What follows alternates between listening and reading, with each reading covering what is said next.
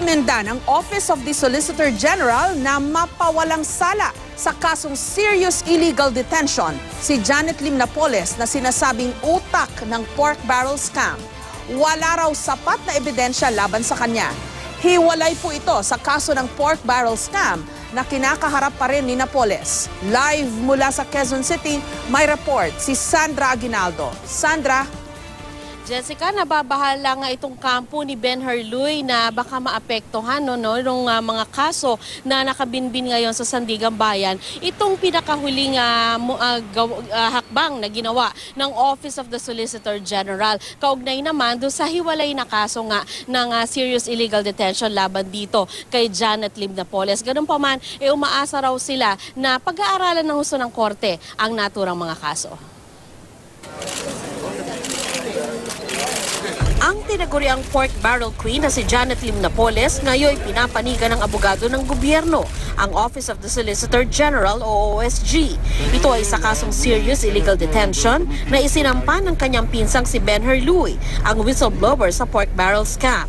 Noong 2015, nahatula si Napoles ng Makati Regional Trial Court ng parusang reklusyon perpetua o 40 taong pagkakakulong, na ngayon ay inaapila niya sa Court of Appeals. Noong Enero, isinumite ng OSG ang isang manifestation in lieu of rejoinder na nire-rekomenda ang pagpapawalang sala kay Napoles. Paliwanag ni Solicitor General Jose Calida, hiwalay na kaso naman ang usapin ng pork barrel at ang serious illegal detention laban kay Napoles. There are many glaring instances which will support the acquittal of the accused. Si Luy ang pangunahing testigo sa plunder case na isinampa laban kay Napoles at 3 dating senador noong Administrasyong Aquino. Matatanda ang sinabi ni Luy na ikinulong siya ni Napoles sa bahay nito at sa isang retreat house dahil sa kanyang nalalaman sa pork barrel scam. Pero sabi ni Calida, base sa testimonya ng ilang testigo, hindi umano nakakulong si Luy.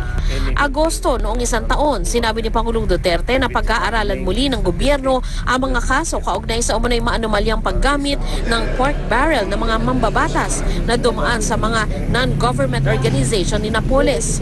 Tinanong ng media si Calida kung meron bang kasunduan ng administrasyon kay Napoles. Giit niya, wala.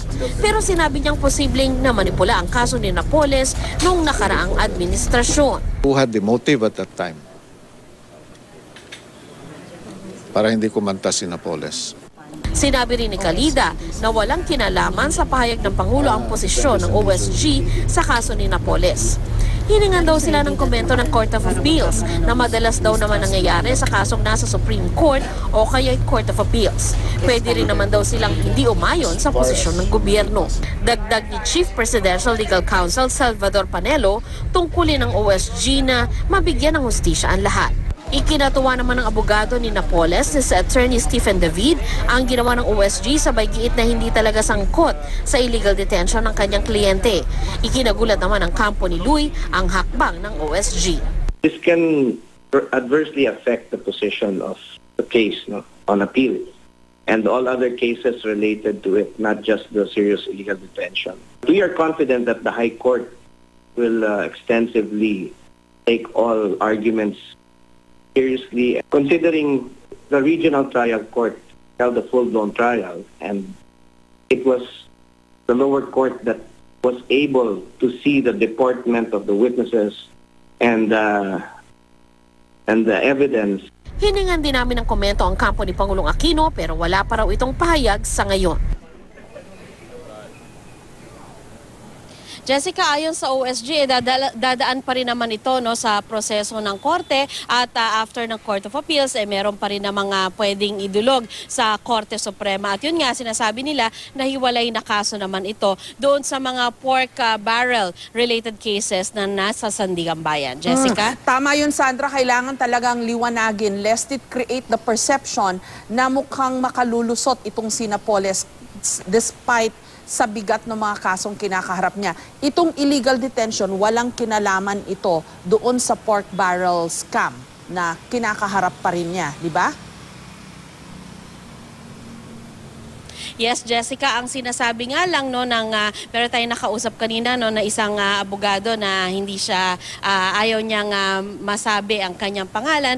Ang isa sa pwedeng epekto ay doon sa credibility nitong si Ben Herluy. Pero ganun pa man, ang sinasabi nga niya dapat yung korte tutok lamang doon sa mga ebidensya no, na nakapresenta doon sa kanilang sa Sandigan Bayan halimbawa, kaugnay nga dito sa pork barrel cases. Dahil kung tutuusin, kung mako-question man itong kredibilidad ni Ben Herluy, ay ito ay patungkol naman doon sa mga kaso, sa kaso na kaugnay nga sa serious illegal detention na kung saan nahatulan itong si Napoles, Jessica. Pero other than that, Sandra, no, yung credibility that may be put in question itong whistleblower, wala naman nakikitang implications yung ibang abogado dito sa, kung kunwari makalusot nga itong si Napoles sa serious illegal detention, wala itong implication dun sa other cases na mas may merit, di ba? Kasi ito, it's all about the pork barrel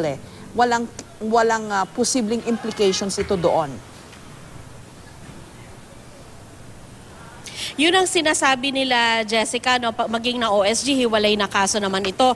Pero ang katotohanan din, Jessica, ay dito sa serious illegal detention, nahatulan na si Napoles. Kaya kumbaga kung ikaw yung nandoon sa kabilang panig, nakatitiyak ka na si Napoles ay nakakulong for 40 years dahil yun ang hatol sa kanya. Kung ano man ang mangyari doon sa plunder cases sa Sandigan Bayan, siya ay nakakulong na para sa hiwalay na kaso. Yun na nga lang, kung kalaunan ay siya ay makakalaya dito sa serious illegal detention na case, ay ang matitira yung nasa Sandigan Bayan ngayon na